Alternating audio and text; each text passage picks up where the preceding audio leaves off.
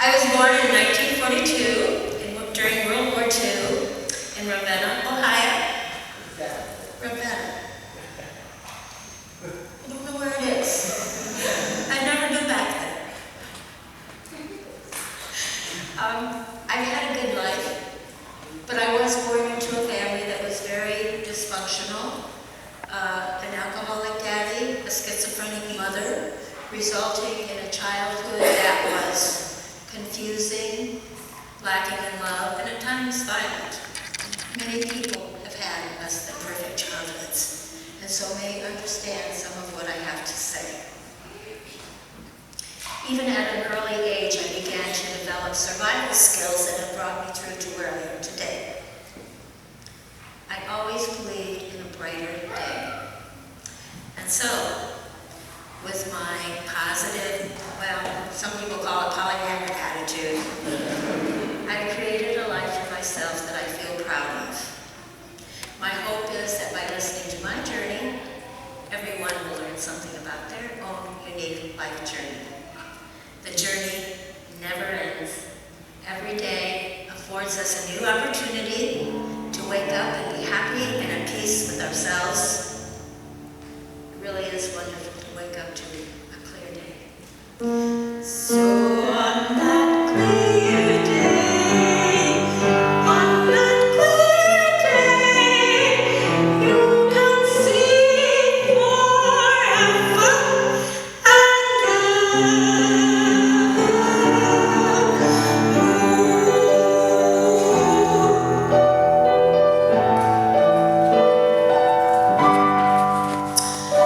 So when I entered Roosevelt Junior High School in the 7th grade, I saw my first opportunity to be involved in music.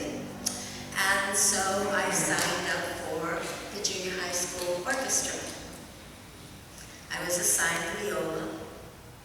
I was so excited when I got my very own viola with that beautiful wood instrument with its own case, its own bow, its own rosin. I was a little apprehensive the first time I took it home, but my mother seemed okay with it, and so I practiced my little heart out. Our first performance of the year was to be with the other two junior high and high school orchestras. I'll never forget that first rehearsal where we all came together to rehearse together for our performance of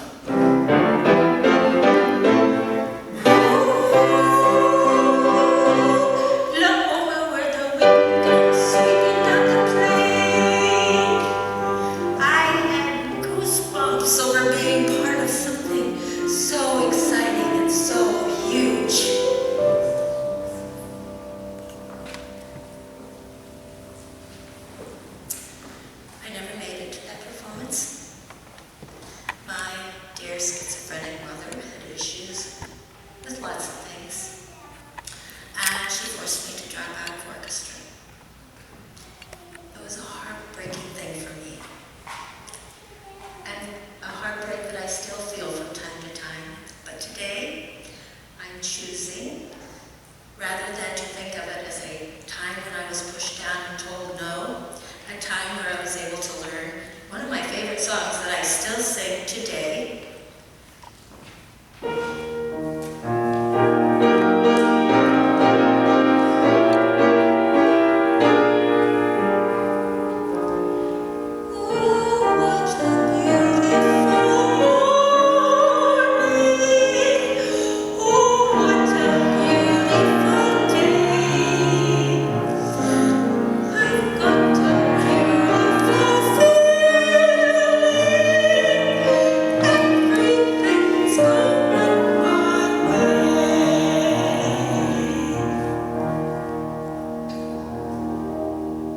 So somehow I made it through junior high school, and high school, thanks to some people that let me live with them off and on, and they even encouraged me to go to college. So I'm proud to say that I completed 3.5 years of college, and then life took me elsewhere. The years between college and my marriage are a little bit fuzzy. Well, they are for a lot of people. It was the 60s.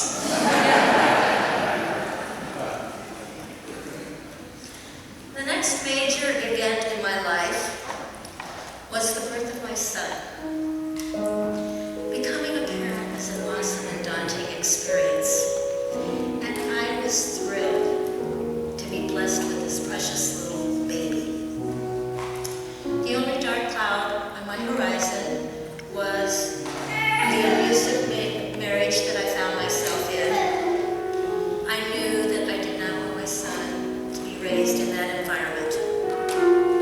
And so, I did what I always do. I fixed it. I left.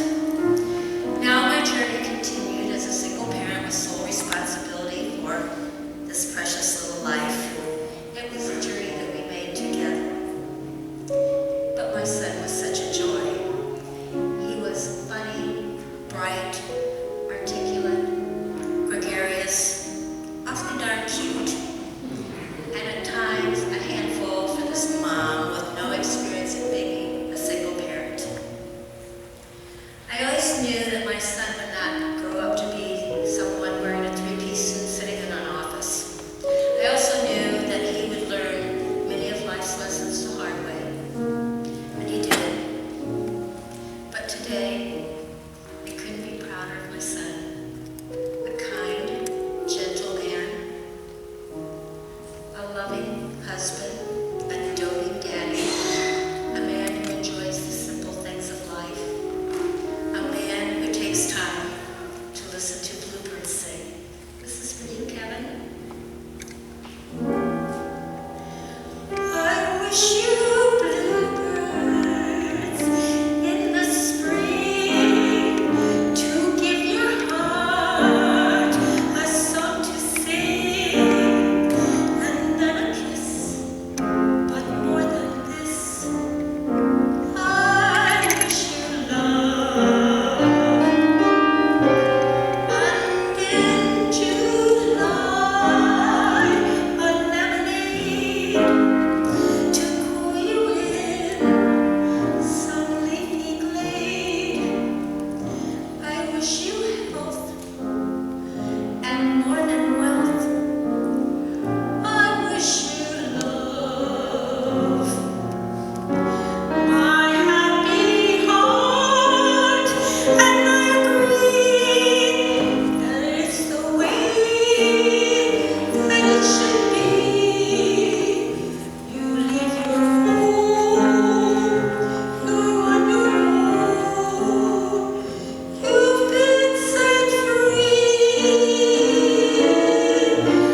I wish you shelter from the storm, a cozy fire to keep you warm, but most of all, when snowflakes fall, I wish you love.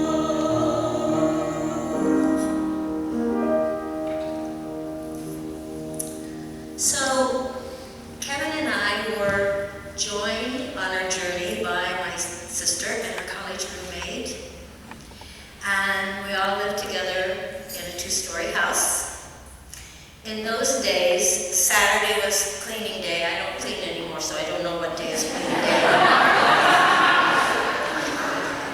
Everyone was assigned a task, and one of those tasks was to vacuum the stairs.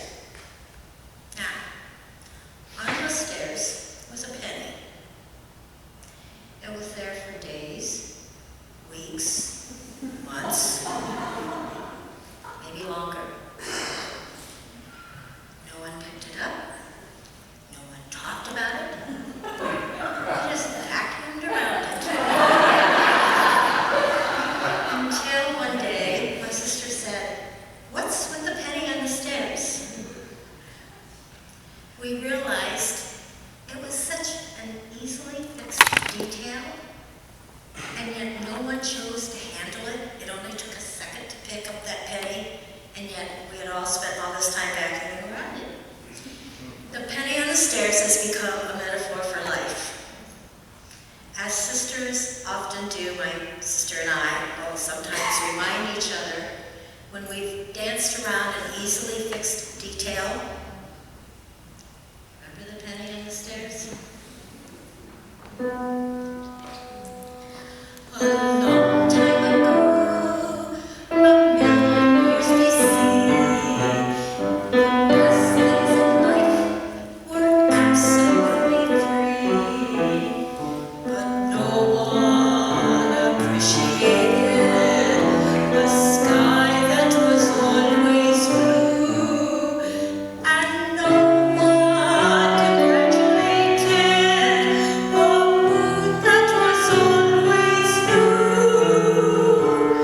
So it was planned that they would vanish now and then, and you must pay before you get them back again. That's what storms were made for, and you shouldn't be afraid for. Every time it rains, pennies from heaven. Don't you know each cloud contains pennies from heaven? Your fortune falling all over town. Make sure that your umbrella is upside down. Trade them for a pocket full of sunshine and flowers. If you want the things you love, you must have showers. So when you hear it thundering, don't run under a tree. There'll be pennies from heaven for you and for me.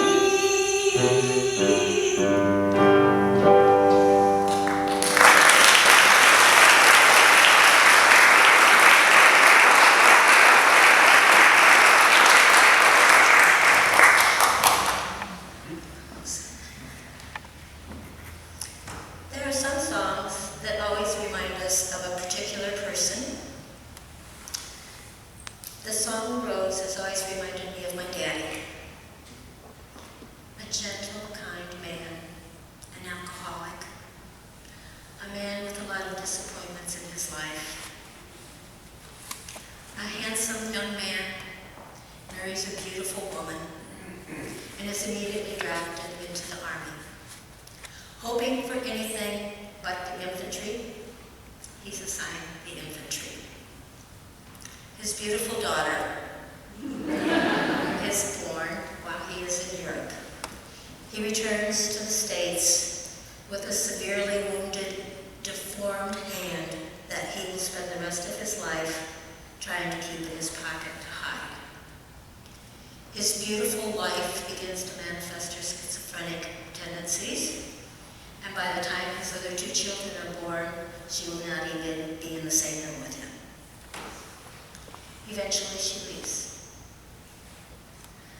I believe that my daddy loved my mother until the day he died. I also believe that for him, many times, the road was too lonely and the nights were too long. This is for you, Daddy.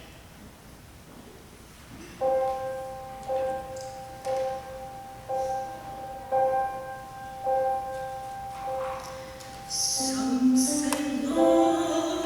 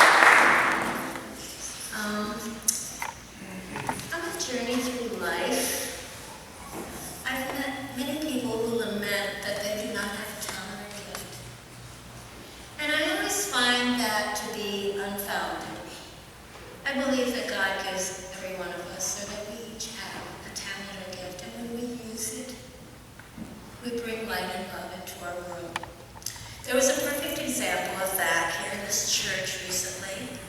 This church has an outreach program where we feed the homeless 2 times a week, every week of the year. And one night we were singing to entertain the diners, and one of the gentlemen, one of the diners, asked if he could sing. Now, if you were to pass this man on the street, you might either ignore him or maybe look at him with disdain. He was unshaven, unclean, dirty hair, bent over for the burdens of life.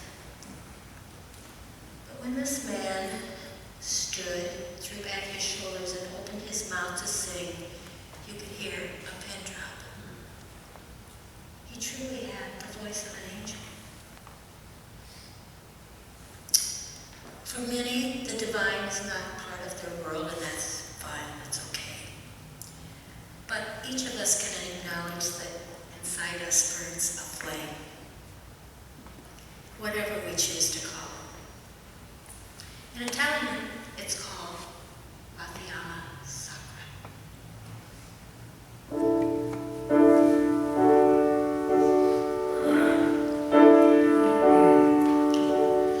Born with the voice of an angel,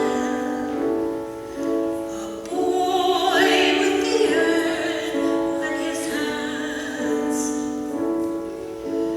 For this child of the lowly, fate had made other plans. He was only a man of the people, with barely close to his name. But when he sang, there was magic, touched by love's sacred flame. La Fiamma Sacra, holy fire in his soul, born to conquer the dark, a man who came to carry the flame. Awaken me, La Fiamma Sacra.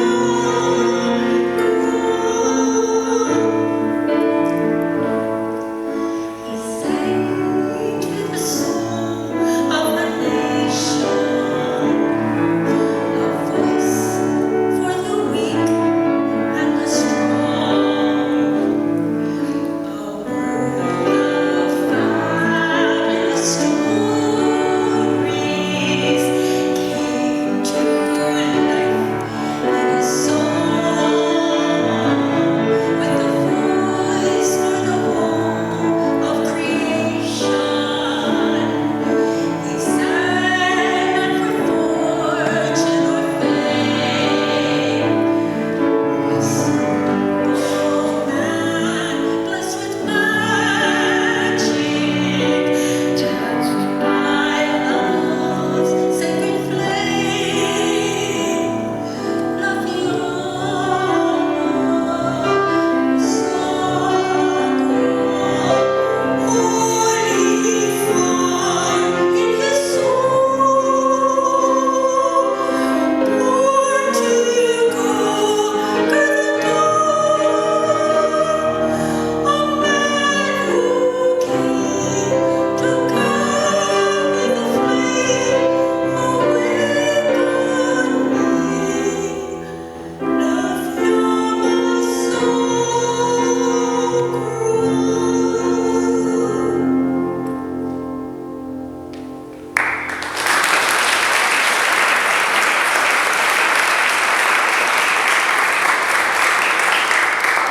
Does anyone care if I drink in front of you?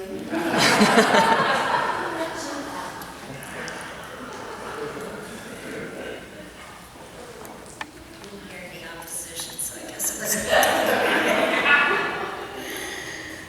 okay. So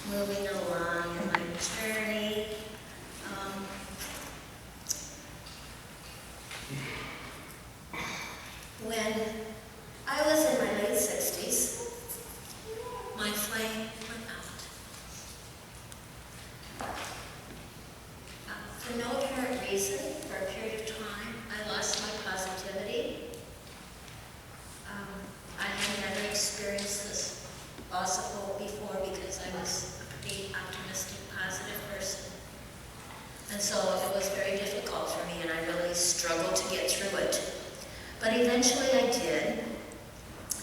And when I was able to look back, I wondered, why did I need that experience? Eventually I came to believe that it was so I would know how it felt. How it is to live without hope, as many people do for their entire lives. When I turned 70, I decided I wanted to mark the occasion by doing something I'd always wanted to do. Since my 7th grade experience, I'd always wanted to perform in public. And so I chose to do it here at this church. I chose to play the piano and sing. The song I chose was based on my experience of losing hope. I sing it right now, and this is for my sister Faye.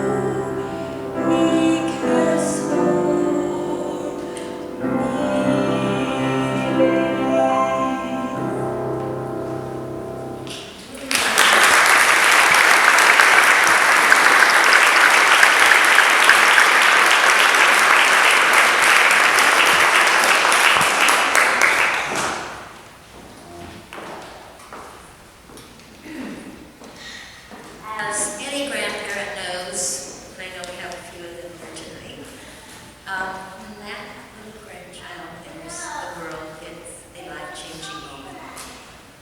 I was thrilled at becoming a grandmother. Many grandparents are able to be intrinsically involved in the lives of their loved ones, and for others, circumstances prohibit them from being as involved as they would like. I have 3 beautiful grandchildren that I dearly love. For all the times that I could not be with them, this song is for them.